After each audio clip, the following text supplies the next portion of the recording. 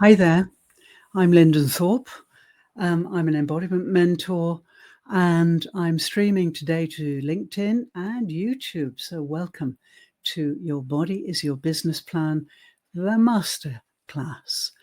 As you know, it's a 13 event series, and each week I invite a different person to come and co host with me. And today I'm delighted because I've got Smita Abraham here, who is an embodiment coach. So we're going to be chatting about what embodiment is and how it's received by real human beings. It's not a theory, it's a very practical thing, and we can really help transform people so they can be happier and more successful. So before we go any further, I'd like to set the scene for embodiment. If you're joining us for the first time, you may not even know what it is. So I'm going to play a voiceless presentation to you so you can get the messages. And especially if you suffer from ADHD or anything like that, then this voiceless presentation will allow you to find out what embodiment is and to feel comfortable with that before we start to talk about it. So I'm going to share my screen with you.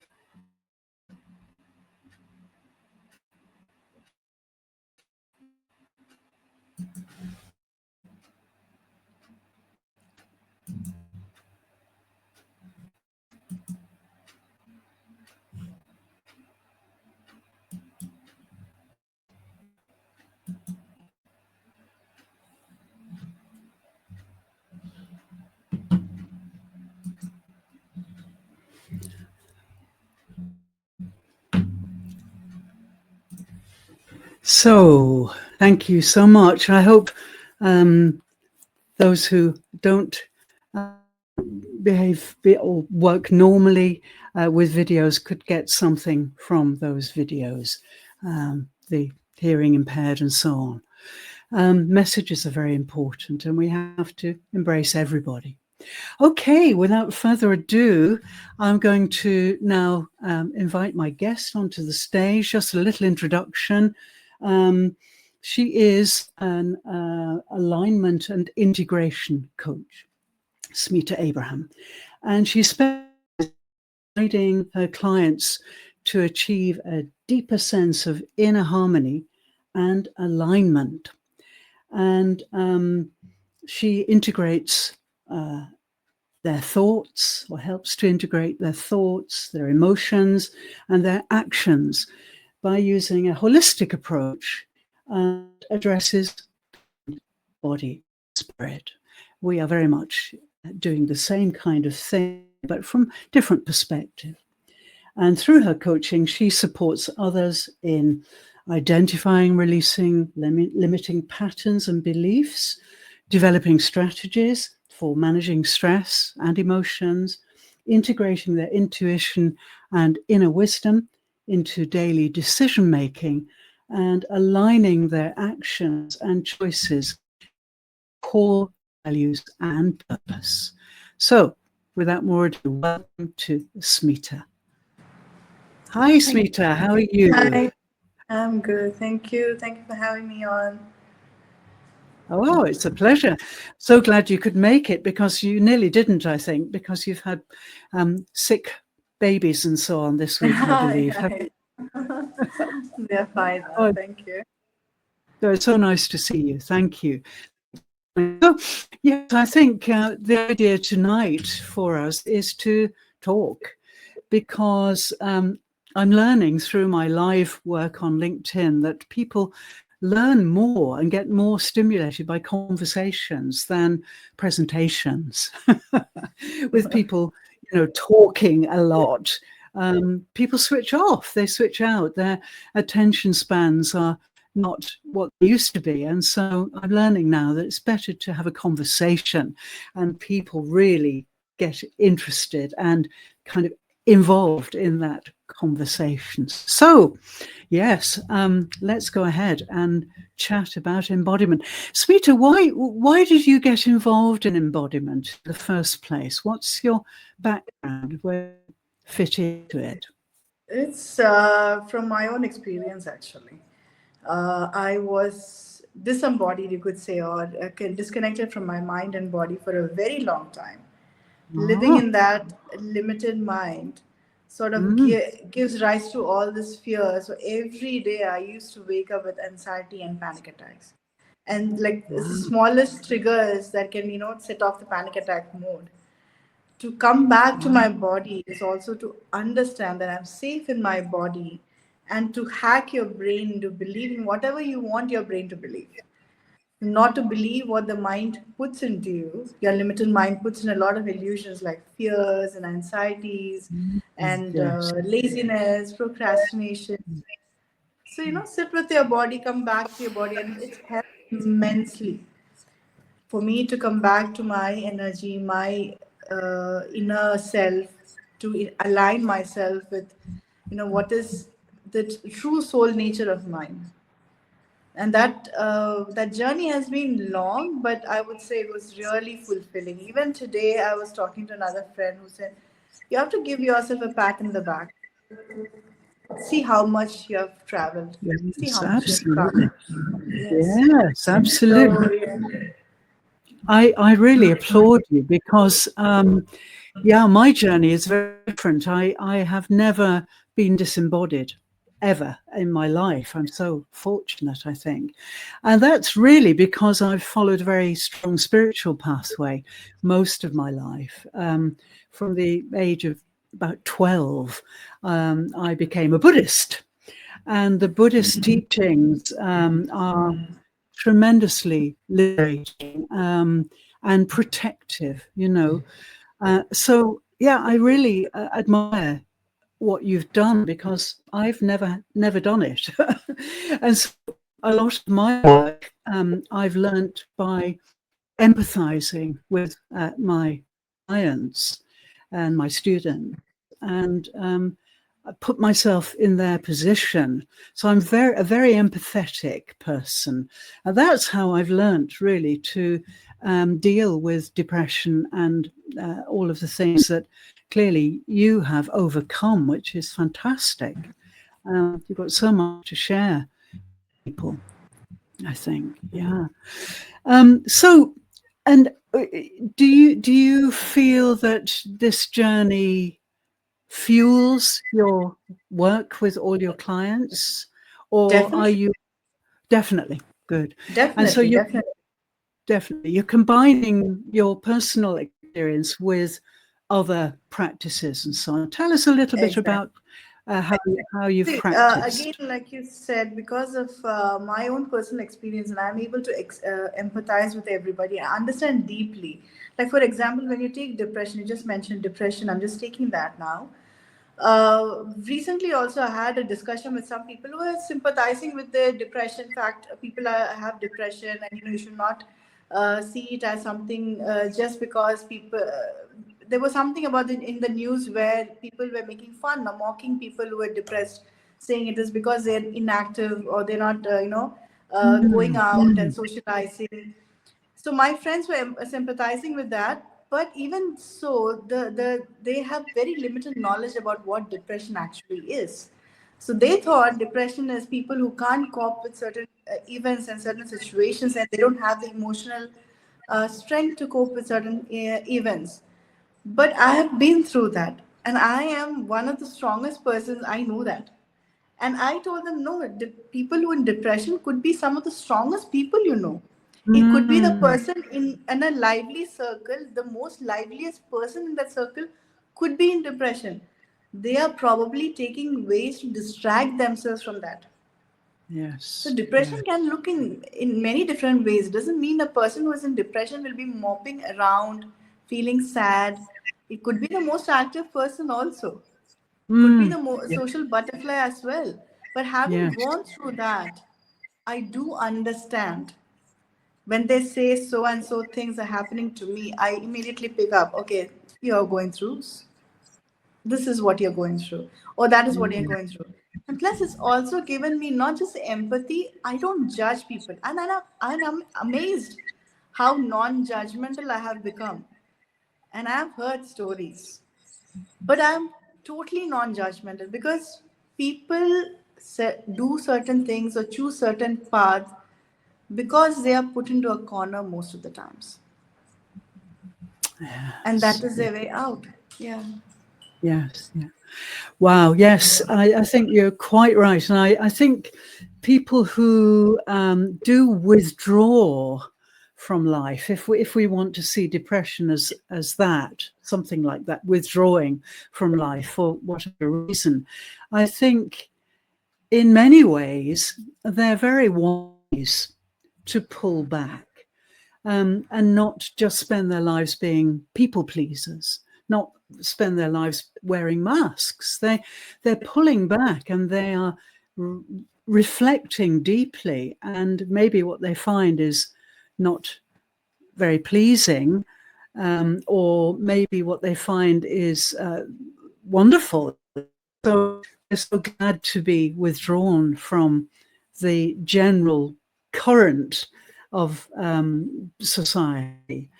So yes, I've worked with a number of depressives who are really, in their way, quite happy to be passive, to step back away from the flames of emotion and so on. And in fact, yeah, a few cases I'm thinking of, I've worked in deep meditation with them. They are in heaven and they're very pure. They're really pure, but they refuse to be dragged along by the current. And then we label them and say they're depressed and give them medication and so on. So I actually really feel that, like you, I feel that those who profess to be depressed are extremely strong in some ways, and balance is all we need. So I've done a lot of balancing work with people with depression. I don't know if you know, but I live in Japan. You do know that, I know. But in Japan, we have so much depression. It's called, medically called, depression, and of course, because Japan is a very traditional place in many ways, then if somebody's depressed, their parents immediately take them to the doctor immediately sedates them, and so we've got a lot of kind of vegetables walking around because they're heavily medicated. But I found that many of the young people in my classes, because I've taught university here for 20 years, they are not depressed at all, but they are trying to fit into a very, very difficult, judgmental culture. It is extremely difficult to be an individual here. And so, yeah, I found depressed kids in my class, with the right kind of encouragement, become the most extraordinary people and are not remotely depressed as we would have it, because they've got all this incredible energy that they are keeping for themselves, and they stop their medication and they just become such great people. So, yeah, I think there's a tendency to medicate depression, which is so dangerous, I think. Yes. Addiction and so on to certain drugs. Yeah. Yes, something happened to me also. When I went to the psychiatrist, the first thing they suggest is anti-anxiety drugs. So I said, Oh, no, I would select really? different drugs to get over it. Yes, yeah, that's the way. And God. you're true, like, protecting our energy, drawing a boundary there helps immensely. Yes. You have to deal with Yes. toxicity around you. Yes. Yes. I think Where I I think could setting, sorry, go ahead. No, I could see the marked difference when I would fiercely protect my energy against the judgment that, oh, she's very arrogant or snobbish. But I used to protect my boundaries fiercely, not letting in any toxicity inside, and I was peaceful and content with my life, doing what I Mm, was supposed to do. I was an ambivert. I would be introvert when I want, extrovert when I wanted it to be. But mm, the moment I started that boundary started fading is when the toxicity started seeping in. That's when the self doubt started seeping in. That's when mm, people started taking advantage of me. Or that's when, I started having to please people. So, yeah, protecting your boundary, protecting your energies, protecting your boundaries is so important. And people have mm, this culture of judging others when they are not mingling with everybody. Oh, she keeps to herself, and she's mm, not a very social person, she's not a very mm. friendly person. But sometimes you need that isolation to Yes, recharge. Yeah. yes, I I'm very totally. curious to know how you came into this path, Lyndon. Oh, that's a good question. Thank you. Well, as I mentioned before, I've always been on this very spiritual pathway. And by the way, I don't consider myself to be a religious person at all. I'm. It's the Buddhist way of life that I love, and I've almost become a lama. I almost took Tibetan Lama vows. I'm a Buddhist priest actually here in Japan. Because it's the most extraordinary way to live. So, really, my Buddhist pathway brought me into the realm of course, wanting to help people who were sad or suffering in some way. But it also moved me into body work. And so I started out actually many years ago as a music therapist. I started life as a professional musician. So I was a classical pianist, cellist, and singer. I was an opera singer, actually, believe it or not. I used to sing opera when I was younger. And so working with the arts and the performing arts was extraordinarily stimulating. And when I ceased to be a professional musician, touring around and stuff, I started to work as a performance coach with musicians. So, and also later with actors and people who stood up and performed.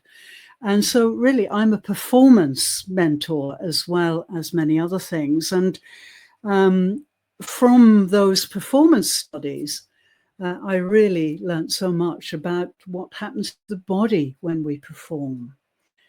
Then I delved into that and I became an Alexander teacher. I became a Feldenkrais teacher.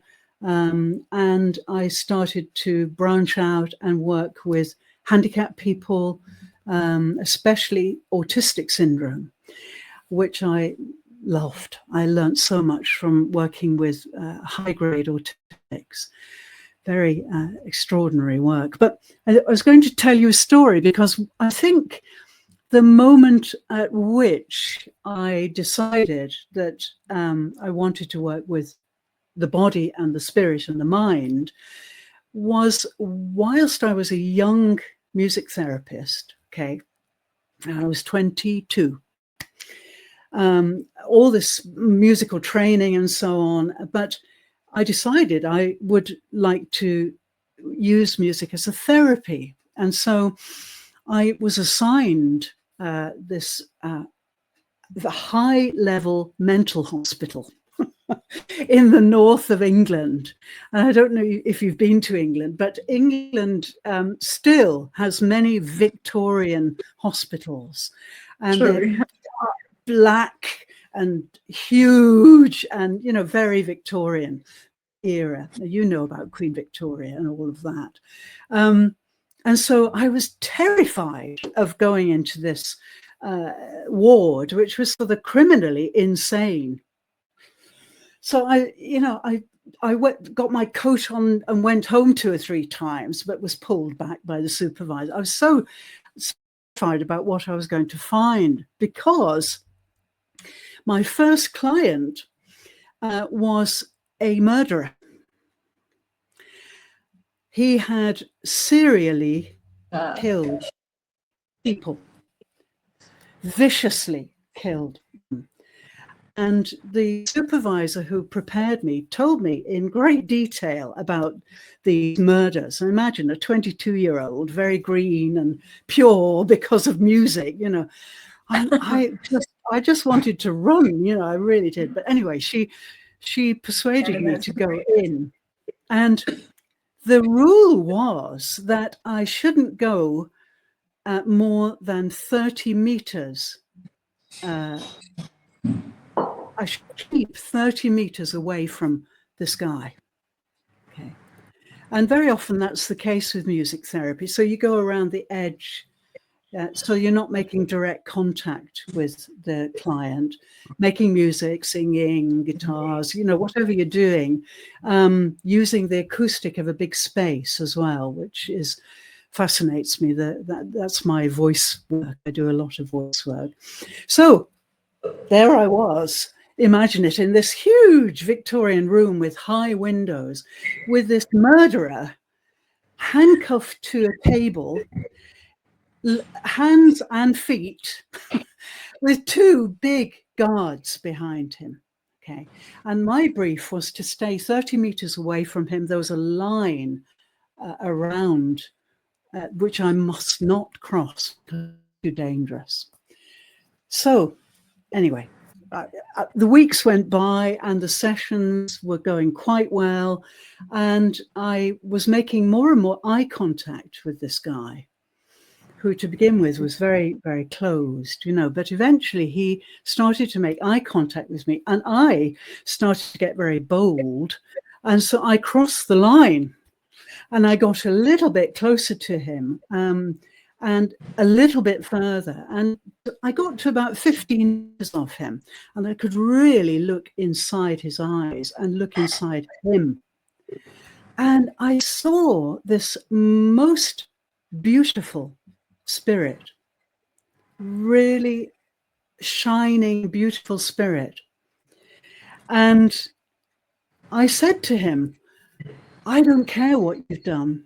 You have a beautiful spirit. And he was extraordinarily shocked by this and just started crying, weeping, sobbing. And we became really good friends. I was friends with this murderer. Wow. But this moment in my life when I could see his spirit convinced me totally that my future was about embodiment, and it was about working with the potential that all human beings have and the beautiful spirits that we're born into the world with, which become solid by conditioning and so on. And I knew from that moment on that this man had this beautiful spirit, but his behavior was completely incongruent with that spirit. And so he had this big disconnection. And that was when I decided that my mission was to bring people back to their true nature. And that's a very Buddhist pathway, as you probably know. But it's about being authentic. Nowadays, it's about being authentic. It's about being present. All the things that people are clamoring for now, especially in the business sector with AI and so on. It's exactly what we have to do. So it's a very dramatic story, but to me, that was my turning point. I really knew that this incongruence between behavior and the inner self, in other words, a clash of values. Exactly. You know, people don't live their values, and that's when the trouble starts. That's when depression starts. That's when, you know, burnout starts. That's when murdering starts, you know. And later when I talked to this murderer, I actually said to him, tell me about the murders. What happened? And he was very emotional, and he said, well, I was out of control. I had no idea what I was doing. My body was working without my mind. So he had no idea at that time. And that's very common with murderers. They can't recall the murder because they're out of their bodies. They're so disturbed that they are out of their bodies. And I talked to him a lot about how to get back into his body. I mean, this was all experimentation really at the time, but yeah, and it worked. He got so much more balanced, and of course he could never be released from prison because he was serving 3 life sentences or something. But I kept in touch with him, and I kept him balanced, and that was the learning of my life, really. That was an extraordinary moment in my life. Such a powerful experience. Rather long story. Sorry about that. Yeah. No. Was he by any chance a serial killer of 22-year-old ladies? Yes. Yes. Wow. It took a lot of balls to go there. Yeah. Wow. Oh, so fortunate. Well, what about you? Can you identify a turning point in your life when you knew you wanted to help people that had gone the suffering path you'd been on? Yes, because when I started my healing journey and I continued into different modalities, I did my Reiki first. I started healing people, whoever came across. So with Reiki and magnified healing, you don't listen to their stories, so you don't, connect that much to their stories, but you understand Hmm. where in their bodies they are blocked, which chakras are blocked. But when I started doing Akashic records, I used to do it free in my community. I used to say, okay, whoever wants to get their records done, please come to me. All the ladies who came to me were in some way or the other who had gone through the same thing that I went through. The same sort of toxicity. It's just in one way or the other. Some people realize it, some don't. But most of them is out of alignment with their true self. Almost all of them. And they were all holding a mirror to me. And I knew they were all projections of me only. I mean, it's my reality, what the reality that I went through, what I suffered through, is what they are living through right now. So I thought, yeah, this is what I should do. I should try to help women come out of their limited mind, come out of their, disarray in alignment, to help them connect back with their true self. And everyone who comes, like you said, I understood they are like, whatever they are going through, I say, you are a beautiful soul. You're a beautiful being. And through records, I could connect with their emotions as well. I could connect with their pain, their wounds. It was overwhelming, same time very revealing. Right. It's Wonderful. after that, when I did my NLP studies, is when I understood, okay, this could be my purpose. This could be my purpose in life. A lot of ladies are coming to me asking in the records, what is my purpose in life? I understood I was also looking for my purpose. And it's through this healing, especially through NLP, that I understood, okay, this could be my purpose. Yeah. I want to help more women. I don't want to see more women suffering like I did. Wonderful. Great. So we both had huge kind of awakening about this, and it's a strong mission for both of us. And I think to be able to, for me, I find, particularly in the business sphere, it's really hard to break through because the limited mind, as I call it, and you seem to be okay with that term, but for anybody listening, I'm talking about this mind between the ears, the brain, which we associate with the mind, which can calculate, which can do extraordinary things, and the intellectual mind, extraordinary, brilliant stuff. But it's a tool or a set of tools. And if you try to live that way, then you're going to end up breaking.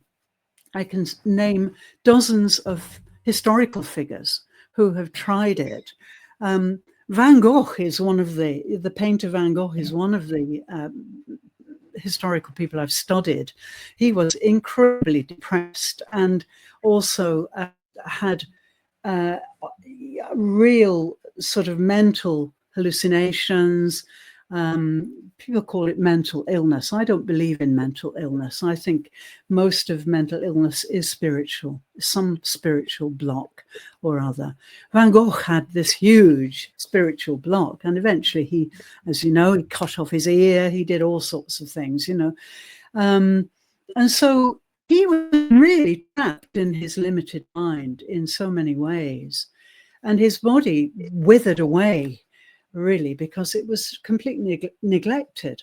And so, yeah, I think that if we can show people how to get out of the limited mind and into the unlimited mind, which gives absolute carte blanche to do whatever they want and to be truly happy in life, then you know, if I can reach that mission before I shift to my life, I'll be so thrilled. But it's really difficult to convince people who are trapped in their limited mind that they are trapped, isn't it? Yes, true. Especially when you mention the business side of people who are in business, who are very logical minded, who's got this hustle mindset. They are so practical and pragmatic and in their logical mind. And for them to come out of their limited mind is very difficult. I've seen that. I've seen people who are in their, those kind of people who are very set in their ways. It's difficult to approach them with energy healing modalities because they don't understand energies, they don't understand emotions, they don't, you know, embody their emotions, they don't process their emotions well because they feel it's a weakness to mention their Yes. emotions or even to see their emotions. So for them, I have to first start with mindful practices, small somatic practices, for them to really drop into their body, to understand their body, to feel their body, to talk to their emotions. Yeah, very true. Yes. Yes. Totally agree. This is the really cutting edge, I think, for me. It's so difficult. And I'm finding that a lot of coaches talk to me and they are unaware that they're trapped. They are seeing everything from the limited mind, and even embodiment. They will mention embodiment and they identify with me when I talk about embodiment. And then I ask them what it is. What do they feel it is? And they really can't answer. They give me a textbook definition, you know. And I say, have you experienced it? Oh, yes, of course I have. I have a body and I, you know, but clearly they are conceptualizing it and they are not connected to their bodies at all. As you say, they're not to their emotions. They're not in touch with their emotions at all. And so we get EQ now, you know, that's the big rage in corporate circles, which I think is ridiculous, trying to measure invisible emotions. But there we are. They're stuck. You know, they're really stuck. So I think we've got our work cut out. And we could go on talking about this for a long time, but we're going to have to come to an end very soon. So, Smita, before we draw to an end, which I reluctantly feel we have to do, and please come back and let's do this again. It's great to talk to you. I really want us to talk as much as possible. It's lovely to connect with you. Finally, yes, I finally. enjoy the conversation. But before we have to say goodbye or good evening or farewell, can you talk briefly about one of your clients that has made the most extraordinary transformation through your embodiment work? Yes. So I can tell about the recent client. She came in for Reiki. She was all over the place. She was very, you can say she's a very busy, who kept herself very busy. She thought she had to perform to, always find her worth. She was so much in her limited mind, and no awareness at all about what's happening in our body, the emotions, unprocessed emotions, or even the wounds or the trauma she had. So I had to, even before we started Reiki, I put her through NLP questioning, because uh, that is something I thought she would really connect with, because there's a logical way of asking questions. Yes. So I thought that Yes. would connect with her faster. Mm. And once we started, she couldn't answer like very deeply, so I just prodded her again and again to go deeper and deeper, and she started getting, oh my god, I haven't even thought about this for many years. I don't know why this memory is coming up. And then Ah. slowly she started. She said she already told me, like, I'm very skeptical about energy healing, I've never done this before, so I don't know what it is. I said, that is very good that you don't know what it is. So you'll be very Mm. receptive. Don't Mm. worry Yeah. if you don't think that anything is happening, but healing will happen. That is for sure. So I did my Reiki healing and all the energy work. After that, it continued, and then she was still like, she would relax a bit, and then she suddenly would be like overthinking in a bit. But it started quieting down. She said, I have never relaxed so much for a Mm. very long time. Even when she Mm. goes to sleep, she doesn't have this kind of relaxation. And then post that, she kept in touch with me for support, post Reiki support and everything. Just one day later, she said, Smita, that healing was amazing. I mean, she said that I have had one, two, three. She started this miracle happened in my life. I cannot believe it. Is it really Wow. Reiki doing? I said, see, Wow. Reiki is a way. I'm just a channel. You received it because your body needed it, and you are opening doors for your own abundance and for your own fulfillment. And it was amazing. I said, it's, see, most of the people who have been in this energy work, who's done energy work, they probably will not observe each and everything that is happening differently, because she hasn't done it. She has observed very well what happened, and she could Mm. understand the miracles that's Oh, yes. unveiling in her life. Yes. So Yes. it's really, I have so many examples of this. People, coming back and saying, it's a miracle. I can't believe this is happening. I Mm. came with no hope at all, and then this is happening. And it's like, I don't have to take any other examples. I just have to look at myself. Like, people who have seen me then and they see me now, they themselves see the big difference physically as well. Ah, I bet. Just Yeah. recently, I met up with a lot of my school friends, and they started telling me, Smita, your voice is different right now. And that is something I started getting when I started my healing journey. My voice has become different. And Oh, they say, that's are you interesting. singing? Do you sing? Or it's a good voice to, put it on social media. Do you, for meditation? that hap- the changes come physically as well. You don't have to look for miracles or energies changes or anything. You get physical changes. And that, I feel, is Yes. the most Yes. amazing thing. Yes, What, absolutely. what I about you? What totally about agree. you? It's so, well, yes, I've got also lots and lots of stories, but I think a recent one for me was really interesting because what I do with my work is before I start working an audio file. Oh, got a little bit of instability there. So I asked them to provide me with an audio recording of them speaking. They can say whatever they like, they can introduce themselves, whatever they like, because I'm really into voice therapy. So through the recording, I can really get a very strong picture of what's happening, especially in the upper part of the body, and especially with the flow of energy, because the voice, of course, is so extraordinarily unique to each human.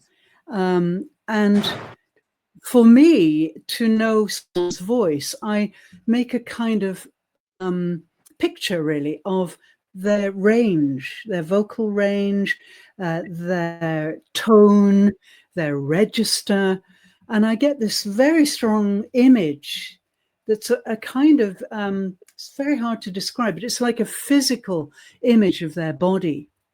So I did this with a client, and she sent me this lovely audio, and we agreed to start a 30-minute session. I call it recalibration.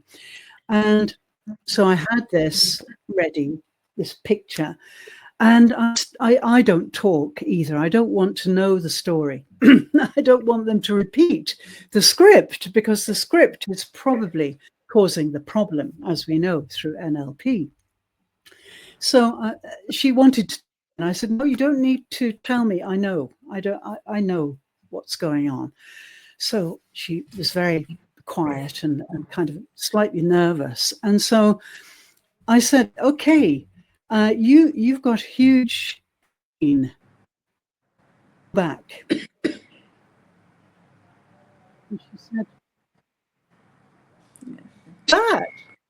So in my image of her, through her voice, I could see this huge, hot lumbar spine area, base chakra, huge, hot space. And I said, you've got a very severe low back pain. Well, she started crying. She just couldn't believe it. She said, well, has somebody told you this? So I said, no, nobody's told me. Your voice told me. You told me through your voice. She couldn't believe it at all. And so I started to work on her script. And I used this phrase, low back pain. Okay, those 3 words. And I said them in a certain way with certain resonance. And again, she was crying and crying. And I said, now I want you to say this. I want you to say, my low back, my. So, really identifying with the pain. And we said it. I said it, and she said it. And she closed her eyes and she looked at me after about 2 minutes and said, I don't have any pain. I said, well, you have healed yourself. I'm a guide. I identified the problem, but you, with your script, slightly guided by me and resonant, we're looking at the resonance below the words. The words are symbols, you know about this. We're going below. What's below those symbols? And of course, what happened is she told me that 30 years ago, she'd had a cesarean section birth, her first baby. And in those days, they absolutely cut from hip to hip. It's a huge operation in those days. And they got the baby out, but they cut her really badly open. And of course, trauma, huge trauma from that surgery. But then this birth was all my fault. I didn't do it properly. I didn't do what I was supposed to do. It's her first child, And so the pain was coming from this incredible 30 years of blaming herself for this birth, for this bad birth. And her daughter, too, has a lot of problems, which I'm dealing with now, that come from that trauma. Yeah. But I go in through the voice. That's my way in. And I kind of get a blueprint from that.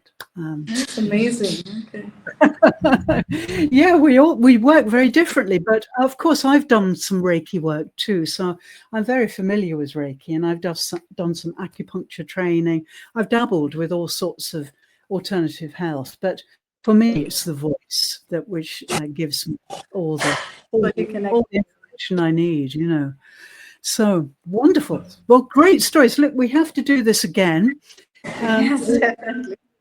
We have to exchange stories and our approaches and so on again as soon as we can. Unfortunately, we're going to have to call it a day now. Smita, thanks so much for sparing time to come and talk with us. Namaste. It's been fantastic. And there's so much more to explore. So, yeah, I'd love you to try and come to the Lodestone lunch on Monday, which is what I'm encouraging. If you can spare the time to come and talk more and come and meet other coaches who are having problems, so we can help fuel them and get them back onto the right embodiment pathway. And I'm just looking here before you go, I'm looking at a comment here. We've someone called Rubina Hussein who is saying, great initiative. Wonderful. Thank you, Rubina. Lovely of you to join us. Please come and join us in the studio. I'll give you a link to sign up to come and join and tell you more about the live events that we run to talk about embodiment. Thank you so much. Right. Thank you. I'm going to let you go and look after your children now. And I will hopefully see you soon. And I'll be in touch with you, and I'll let you have everything you need. Okay, thank you. Bye-bye. Bye-bye. So thank you so much to Smita to have her stories and experience and to see what she herself had overcome. Fantastic. Well, thank you so much, Smita. So thank you for watching. I hope you found this conversation interesting. I'm going to be posting 3 clips from it, the 3 highlights during the next few days. So you'll be able to catch up more with if you've missed any of the recording or anything. And if you request, we will send you the recording. And so thank you so much for joining us. And we'll see you next Wednesday for event 8. And event 8, if I'm correct, just give me a moment to check.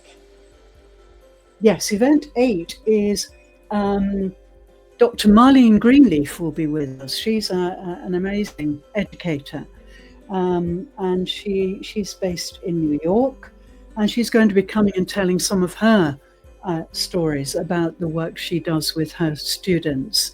And we're going to be talking about how embodiment can help. So please, we're here every Wednesday, and every Wednesday a different co-host joins me, and we get to talk about really lovely things.